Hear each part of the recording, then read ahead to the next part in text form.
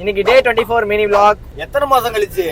ஒரு மாசம் கழிச்சு. அதுக்கப்புறம் இன்னைக்கு வந்து நாங்க சிப்ஸை பார்க்க போறோம். உருளைக்கிழங்கு சிப்ஸ் இல்ல, சிப்பு சிப்பி அவங்கள பார்க்க போறோம். சிரிக்காதா இன்னும் அவ்வளவுதான். பாத்துட்டீங்களா? லிப்ஸ்டிக் போடுறாங்கடா.